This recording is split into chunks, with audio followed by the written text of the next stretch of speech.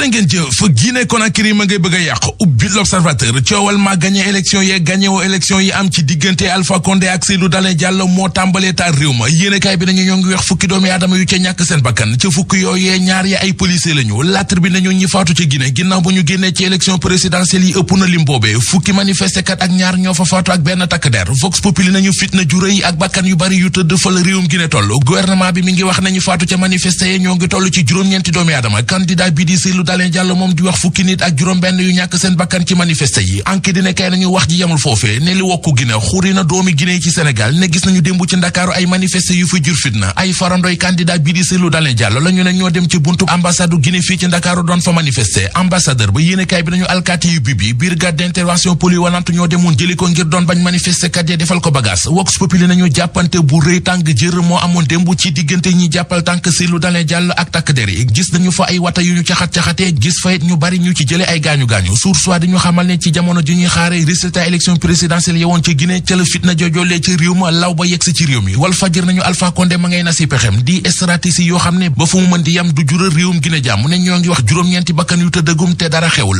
Le Témoin gisee ca ne Alpha Condé troisième mandat bi mu yóotu bu moytuwul ci ay néew lay jógi ba yegg ca ñu yegg ndànk ci Le Quotidien fekki fa Thierno Lo moom PCA bu SENTER moo xëy di waxtaan ak journaliste Le Quotidien yi Thierno Lo nee na gisu fi lu fi jar coow ci waxi troisième mandat bu Macky Sall bi ndax Macky Sall mi ngi ci ñaareelu mandaam te mooy mandaam bu mujj coowal député Aline Dembourou Sow Thierno Lo jàpp ne li ci waa APR wax jaare ko ci communiqué wax ja dafa gàtt TER di train express régional PCA bu SENTER di xam ne ni ministre des transports terrestres di Thierno Youm juum na ci ñaari yoon ci date bi ñu ko war a di wëree ndax joxe na ñaari date yoo xam ne bu ca nekk dafa tuxu beneenub ministre de la République ci beneenub yéenekaay Dame Diop ministre emploi formation professionnelle ak artisanat mi ngi ci l'Observateur ubbil yéenekaay bi ministre Dame Diop wax na waa l'Observateur ci li ñu naan Sénégal moo jël ñetteelu place ci réew yi chômage gën a sëxin ci àdduna bi mu ne loolee ñun ci presse bi la ñu ko yëgee ne ñëpp te bi ñu ko yëgee def nañuy gëstu sukkandiku ci xayma bu organisation internationale du travail li ñu gis moo di amul benn étude bu ñu gis ne def nañu ko ci wàllu yi ba mu joxe résultat yi ñuy wax taux de chômage su 48% la ñuy wax ministre Dame Diop ne loolee ku amuk seetlu war a xam ne du dëgg ji mooy ci fukki at yi ñu génn taux de chômage bi ci réew mi bu rombee 15% yi tuuti lay doon Dame Diop wax na wàllu observateur ci programme yu urgent yu ñu nekk waxit ci orientation yu bachelier yu yees yi ci secteur formation professionnelle waxteel mujj rafet tax ministre emploi ak formation professionnelle ak artisanat di xam le ne établissement formation privé yi ku ci wàccewul ak ni ñu ko santaane booy boog nga jéem koo def baa boog nga jóge fi ñu jóge ci ministre de l'emploi seeti ministre du travail Samba Sy ci la Sénégal yi ni muy doxalee moom Samba Sy ministre du travail yéenekaay bi nee nañu moom la ko waa CNTS FC mere ba tax ñu taxaw ci giitangaas ak moom Cheikh Diop ak i ñooñam li ñu koy tumaal moo di nee nañu dafa fare ak baxaw jongu beddi leen te nee nañu nag ginnaaw noonu la ko bëggee nañu ci dem